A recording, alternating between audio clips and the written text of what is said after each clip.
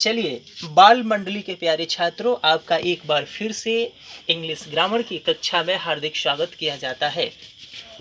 इस ऑनलाइन कक्षा में आप सभी के सहयोग के लिए हम आपके प्रति हमेशा आभार व्यक्त करते रहेंगे, आपका कृतज्ञ रहेंगे, क्योंकि आप लोगों का जो ये सहयोग मिल रहा है, जिसके बदौलत ये ऑनलाइन कक्षा चल रही है, ताकि ये आज की कक्षा जो है सभी कक्षा के छात्रों के लिए ये लाभकारी टॉपिक है, उनके फायदे की चीज़ है, जिसमें हमने आज इंग्लिश ग्रामर के उन पहलुओं को लेकर आ रहे हैं जो मूल आधार है।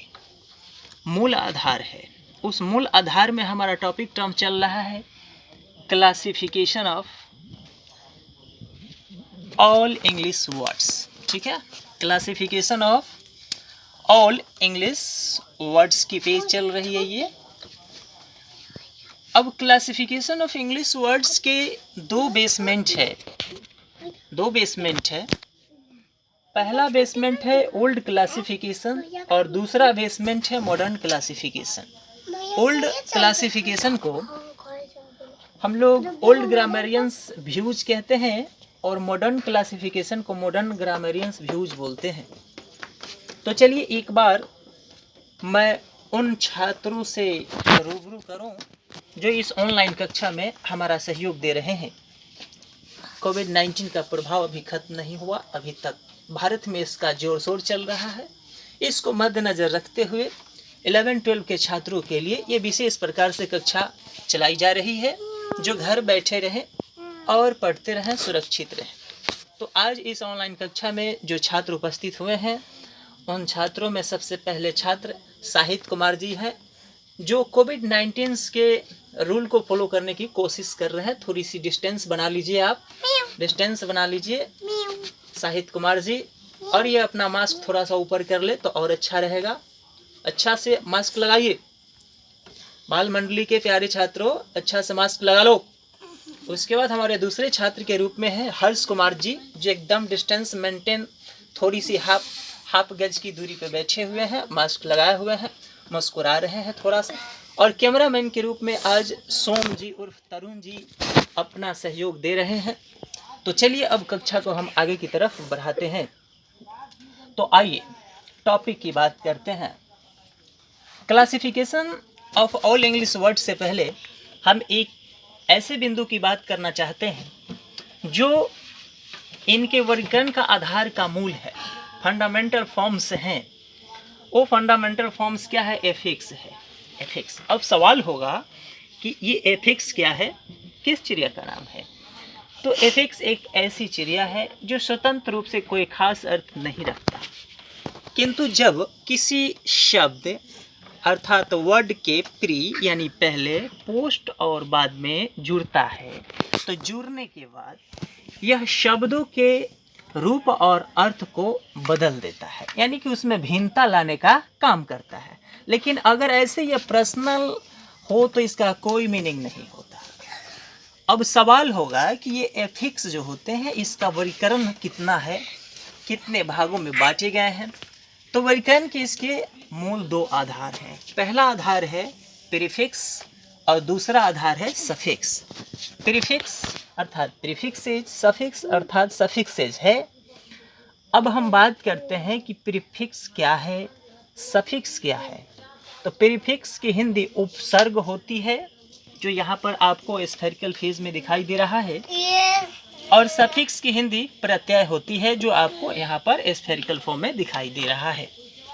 तो चलिए, अब उपसर्ग का काम है कि एक वर्ड से पहले उपसर्ग जो होते हैं,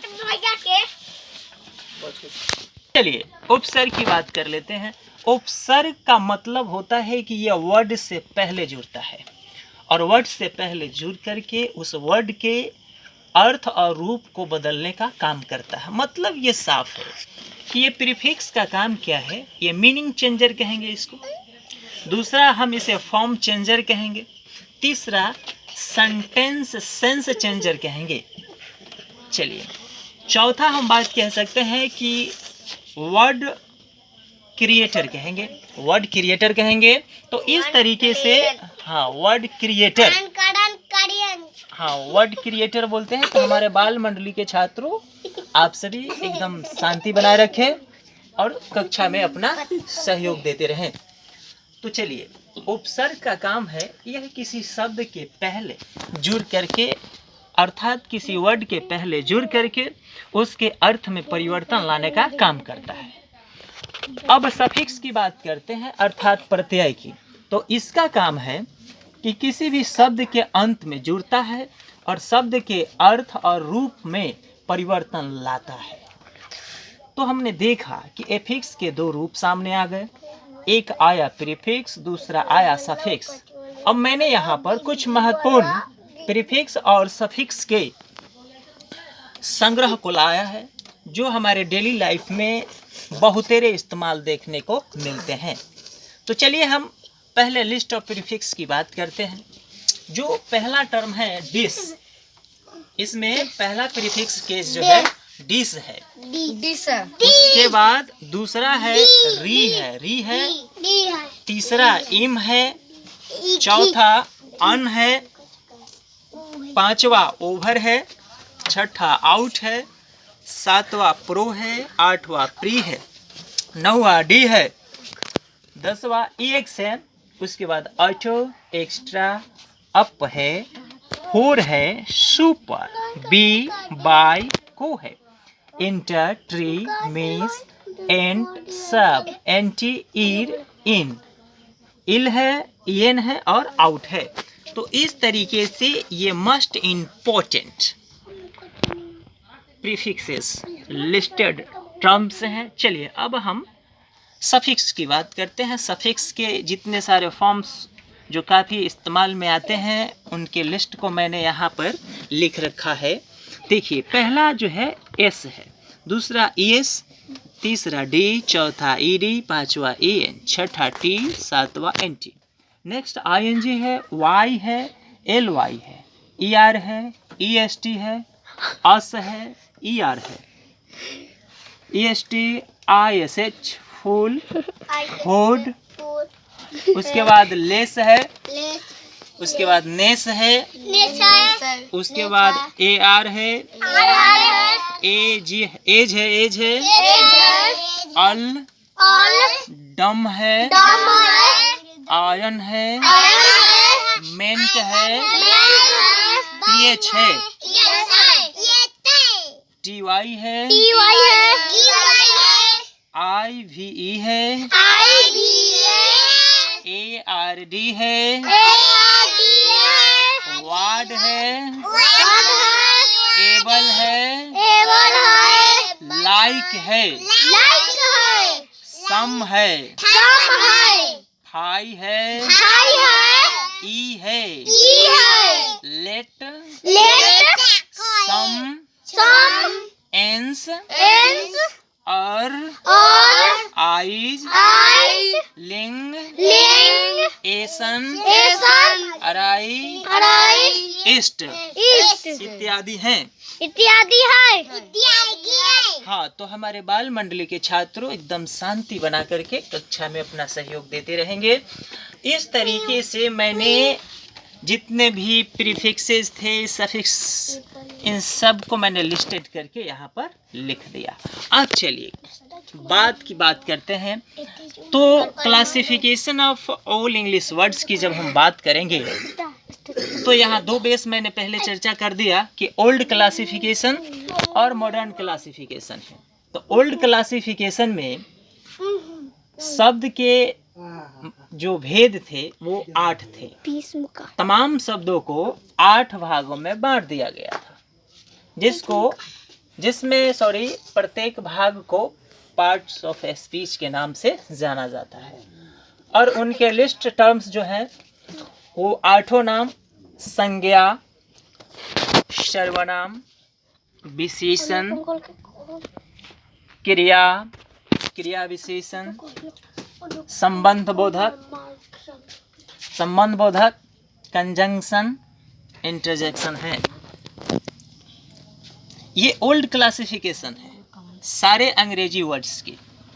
अब इसके मॉडर्न क्लासिफिकेशन की जब हम बात करते हैं तो जितने सारे इंग्लिश वर्ड्स हैं उन सब को 2 भागों में बांट दिया गया। कितने भागों में बांट दिया गया विद्यार्थियों? 2 भाग में। हाँ, 2 भाग में बांटा गया। 2 भाग में बांटा गया। ये मॉडर्न क्लासिफिकेशन है। कौन सा क्लासिफिकेशन है? मॉडर्न क्लासिफिकेशन है। नहीं, फिर से बोलेंगे मॉडर्न क्लासिफिकेशन। Modern classification. हाँ हाँ।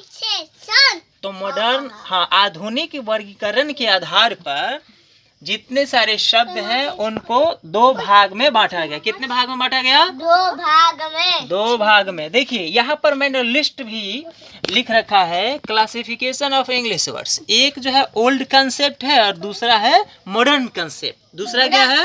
Modern concept. मॉडर्न शेप नहीं, कंसेप्ट बोलेंगे। कंसेप्ट, हाँ कंसेप्ट। चलिए अब यहाँ देखिएगा, ओल्ड कंसेप्ट में हमने बारी बारी से पहला केस यहाँ पर नाउन दिखाई दे रहा है। क्या दिखाई दे रहा है? नाउन। और नाउन की हिंदी संज्ञा होती है। नाउन की हिंदी संज्ञा होती है। बिल्कुल बिल्कुल। उसके बाद प्रोनाउन है। क्या है? प्रोनाउन है। और प्रोनाउन की हिंदी जो है, प्रोनाउन की हिंदी सर्वनाम होता है। सर्वनाम होता है। प्रोनाउन की हिंदी हाँ, सर्वनाम होता है। उसके बाद एडजेक्टिव है। क्या है? एडजेक्टिव है। हाँ, इसकी हिंदी विशेषण है। इसकी हिंदी क्या होती है? विशेषण। हाँ, जैसे मैंने काउंटिंग का केस लिया, यहाँ से 1 नंबर, ये आया 2 नंबर, ये आएगा 3 नंबर। उसके बाद ये आपका 4 नंबर आ रहा है वर्ब। 4 नंबर में क्या आ रहा है? वर्ब आ रहा है। और वर्ब की हिंदी क्या होती है? क्रिया। वर्ब की हिंदी क्या होगी? क्रिया होगी। हाँ, उसके बाद हम लोग बात करते हैं एडवर्ब की। हाँ, एडवर्ब। एडवर्ब की हिंदी होती है क्रिया विशेषण। क्या होगी? क्रिया विशेषण होगी। चलिए उसके बाद अगला जो है क्लासिफिकेशन के आपका, वो है कंजंक्शन का।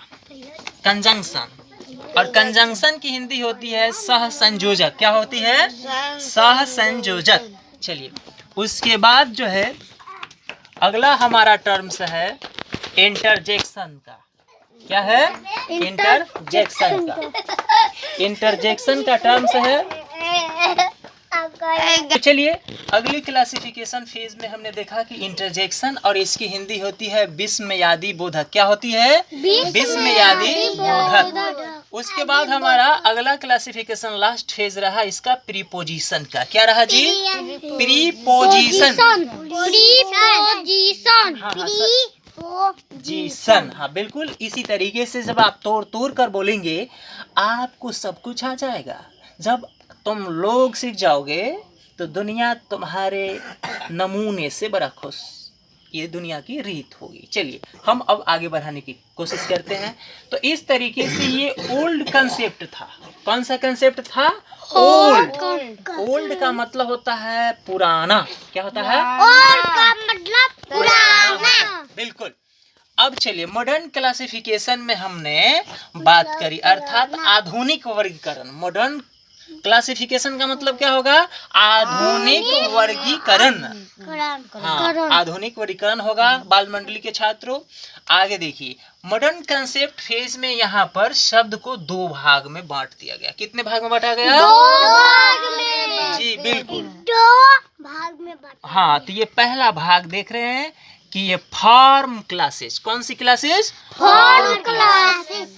हाँ, क्लासेस मतलब हुआ कि रूप के आधार पर। किसके आधार पर? रूप के आधार पर। दूसरा इसका वर्गीकरण हुआ है स्ट्रक्चर वर्ड्स। क्या है? स्ट्रक्चर वर्ड्स, अर्थात शब्दों के संरचना के आधार पर। ठीक है, शब्दों के संरचना के आधार पर। हाँ, मॉडर्न कंसेप्ट में शब्द क्लासिफिकेशन फेज 2 है। कितने हैं? 2 है। एक है फॉर्म क्लासेस, एक क्या है फॉर्म क्लासेस, और दूसरा क्या है स्ट्रक्चर वर्ड्स। हाँ चलिए अब हम बात करते हैं इसमें फॉर्म क्लासेज किसे कहेंगे, स्ट्रक्चर वर्ड्स किसे कहेंगे, सवाल बनता है। तो फॉर्म क्लासेज के अंतर्गत या यूं कहें कि फॉर्म क्लास के अंतर्गत वैसे शब्दों को रखा गया है जिस पर एफिक्स का प्रभाव पड़ता है। किसका प्रभाव पड़ता है सॉरी, एफिक्स का हाँ, एफिक्स का प्रभाव पड़ता है। जिन शब्दों पर पड़ता है उसे हम फॉर्म क्लासेज कहते हैं। कहते हैं अर्थात यूं समझे कि शब्दों का वैसा समूह जिस पर प्रीफिक्स और सफिक्स का प्रभाव पड़े, अर्थात इसके प्रभाव से वो अपना रूप और अर्थ बदल दे, तो फॉर्म क्लासेज की श्रेणी में वो आएगा। किसकी श्रेणी में आएगा, फॉर्म क्लासेज की श्रेणी में आएगा। तो चलिए अब हम मॉडर्न क्लासिफिकेशन में फॉर्म क्लासेज और स्ट्रक्चर वर्ड्स की बात करते हैं। देखिए बाल मंडली के प्यारे छात्रों, फॉर्म क्लासेस के अंतर्गत वैसे शब्द को रखा गया है जिन पर एफिक्स का प्रभाव पड़ता है। किसका प्रभाव पड़ता है, एफिक्स का। एफिक्स में हमने पहले ही आपको बताया कि प्रीफिक्स और सफिक्स आते हैं। क्या आते हैं, प्रीफिक्स और सफिक्स आते हैं। हिंदी में कहें तो उपसर्ग और प्रत्यय आते हैं। क्या आते हैं, सर्ग और प्रत्यय आते हैं। जी बिल्कुल। अब देखिए फॉर्म क्लासेस के अंतर्गत 4 को रखा गया है। इसका 4 रूप केज है। कितना है, 4 फॉर्म्स है। हाँ, पहला है इसके अंतर्गत नाउन आया है। क्या आया है, नाउन आया है। नाउन की यहाँ पर बगल में हिंदी लिख दी गई है। नाउन को संज्ञा कहते हैं। नाउन को क्या बोलते हैं, संज्ञा कहते हैं जी। उसके बाद एडजेक्टिव आया है। क्या आया है, एडजेक्टिव आया है। हाँ, एडजेक्टिव को विशेषण कहते हैं। एडजेक्टिव को विशेषण कहते हैं। जी बिल्कुल। उसके बाद अगला जो है वर्ब आया है। क्या आया है, वर्ब आया है। वर्ब आया है। और चौथा में एडवर्ब आया है। चौथा में एडवर्ब आया है। अब यहाँ हम बात वर्ब की जब किए हैं तो वर्ब की हिंदी क्रिया होती है। वर्ब की हिंदी क्रिया होती है। हाँ, तो बाल मंडली के छात्रों वर्ब की हिंदी क्या होगी, क्रिया होती है। क्रिया होती है। क्रिया होती है। हाँ बिल्कुल। और एडवर्ब की हिंदी क्रिया विशेषण। एडवर्ब की हिंदी क्रिया विशेषण होती है। तो यूं समझे कि फॉर्म क्लासेस के अंतर्गत नाउन, एडजेक्टिव, वर्ब और एडवर्ब को शामिल किया गया है। किन किन को शामिल किया गया है, नाउन को, एडजेक्टिव को, वर्ब को, एडवर्ब को। तो इस तरीके से ये 4 जो हैं फॉर्म क्लासेस के अंतर्गत रखे गए हैं। चलिए अब हम स्ट्रक्चर वर्ड्स की बात करते हैं। किसकी बात करेंगे, स्ट्रक्चर वर्ड। नहीं, स्ट्रक्चर वर्ड्स। Structure word. हाँ, स्ट्रक्चर वर्ड की बात करेंगे। इसके अंतर्गत 10 पॉइंट हैं। कितने पॉइंट हैं, 10 पॉइंट है। 10 पॉइंट है। देखिए पहला पॉइंट इसका है प्रोनाउन। क्या है, प्रोनाउन। हाँ, और प्रोनाउन की हिंदी सर्वनाम होती है। प्रोनाउन की हिंदी सर्वनाम होती है। जी बिल्कुल। और दूसरे बिंदु के रूप में डिटरमाइनर्स हैं। क्या है, डिटरमाइनर्स। डिटरमाइनर्स। हाँ, डिटरमाइनर्स है। और इसकी हिंदी निर्धारक होता है। डिटरमाइनर्स की हिंदी निर्धारक होता है। हाँ, निर्धारक होता है। उसके बाद इसके अंतर्गत हमारा अगला पॉइंट प्रीपोजिशन है। क्या है, प्रीपोजिशन। हाँ, और प्रीपोजिशन है और इसकी हिंदी होती है संबंध बोधक। क्या होता है, संबंध बोधक। उसके बाद अगला पॉइंट जो है इसके अंतर्गत कंजंक्शन है। क्या है, कंजंक्शन। हाँ, कंजंक्शन है। यहाँ पर आप देख रहे हैं कि इसकी हिंदी लिख दी गई है सह संयोजक। क्या होता है, संयोजक। हाँ। उसके बाद हमारा अगला पॉइंट है इंटरजेक्शन है। क्या है? हाँ, इंटरजेक्शन है। और इंटरजेक्शन की हिंदी विस्मयादि बोधक। क्या होगा? बोधक, बिल्कुल, बोधक, या उसे हम अव्यय भी बोलते हैं। क्या बोलते हैं? अव्यय भी बोलते हैं। हाँ।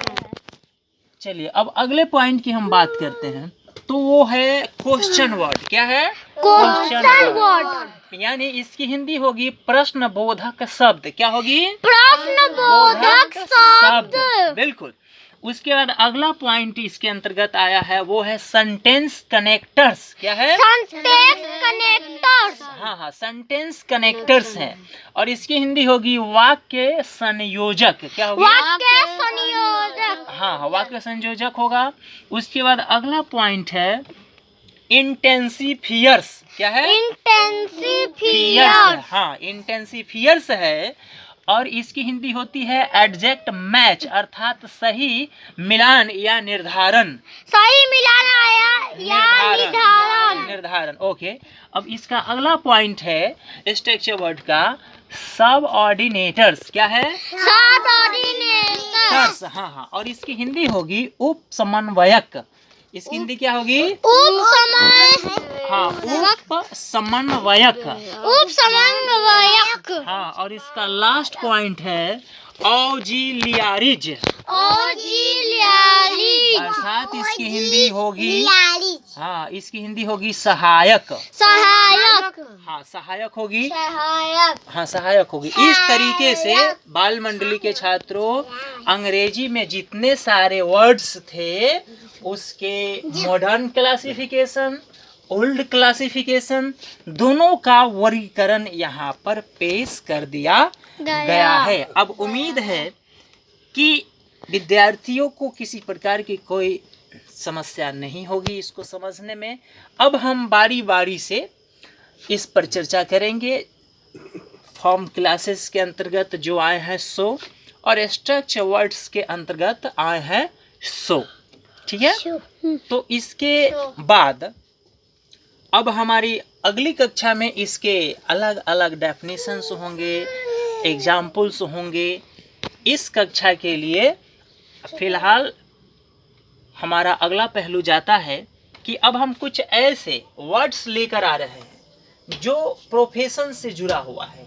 अलग अलग प्रोफेशंस के लिए वर्ड डेली लाइफ में यूजफुल साबित होते हैं, तो हम उनकी बात करते हैं। तो चलिए, इससे अभी तक जो मैंने आप लोगों को बताया कि अंग्रेजी वर्ड्स के क्लासिफिकेशंस की बात करी हमने, एफिक्स की बात की, एफिक्स के प्रकार की बात की, अंग्रेजी वर्ड्स क्लासिफिकेशन में मॉडर्न कंसेप्ट, ओल्ड कंसेप्ट की बात की। उसके बाद इसमें मैंने सोचा कि कुछ ऐसे वर्ड्स इंक्लूड कर दे जो डेली लाइफ में इसके बहुत सारे टर्म्स आते रहते हैं। तो चलिए हम बात करते हैं, पहले वर्ड की बात करते हैं। जैसे मान लीजिए साइंटिस्ट, तो साइंटिस्ट का हिंदी होता है विज्ञानी। क्या होता है? वैज्ञानिक। हाँ, विज्ञानी या वैज्ञानिक होता है। दूसरे जो वर्ड हैं वो है फिजिसिस्ट हैं। फिजिसिस्ट का मतलब होता है भौतिक विज्ञानी। क्या होता है? भौतिक विज्ञानी। जी बिल्कुल। और हमारा अगला वर्ड है यहाँ पर केमिस्ट है। क्या है? केमिस्ट। हाँ, केमिस्ट का हिंदी होता है रसायन विज्ञानी या रसायन शास्त्री होता है। रसायन विज्ञानी या रसायन शास्त्री होता है। इकोनॉमिस्ट जो है, इकोनॉमिस्ट का मतलब अर्थशास्त्री होता है। ठीक है। उसके बाद जो है फ्लोरिस्ट है, फ्लोरिस्ट का हिंदी होता है फूल विक्रेता। क्या होगा? फूल विक्रेता होगा। हाँ। उसके बाद है बायोलॉजिस्ट। क्या है? बायोलॉजिस्ट होगा। और बायोलॉजिस्ट की हिंदी जो है जीव विज्ञानी होता है। अगला हमारा वर्ड जो है साइकोलॉजिस्ट है। साइकोलॉजिस्ट का मतलब मनोविज्ञानी या मनोचिकित्सक कह लीजिए। अगला टर्म से सोशियलिस्ट है, समाज शास्त्री हुआ। उसके बाद जो हमारा वर्ड के चल रहा है नेचुरोपैथी अर्थात प्राकृतिक चिकित्सा। उसके बाद है होम्योपैथी अर्थात होम्यो चिकित्सा। एलोपैथी मतलब अंग्रेजी चिकित्सा। फिजिशियन का मतलब शल्य चिकित्सक होता है, डेंटिस्ट का मतलब दंत चिकित्सक होता है, और मैथमेटिशियन का मतलब गणितज्ञ होता है। तो इस तरीके से जो हमने कुछ इम्पोर्टेंट वर्ड्स इंक्लूड किए हैं, ये विद्यार्थियों के लिए काफ़ी यूज़फुल होगा। तो चलिए इस ऑनलाइन कक्षा में आप सभी बाल मंडली के प्यारे छात्रों का एक बार फिर से स्वागत, और हमारी मुलाकात फिर अगले एपिसोड में होगी। तब तक के लिए